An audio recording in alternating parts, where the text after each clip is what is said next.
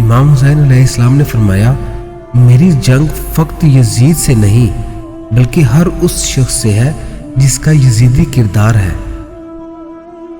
امام حسین علیہ السلام نے فرمایا، باخدا اگر پوری دنیا میں میرے لیے کوئی پناہ گاہ نہ ہو تب بھی میں یزید کی بیعت نہیں کروں گا۔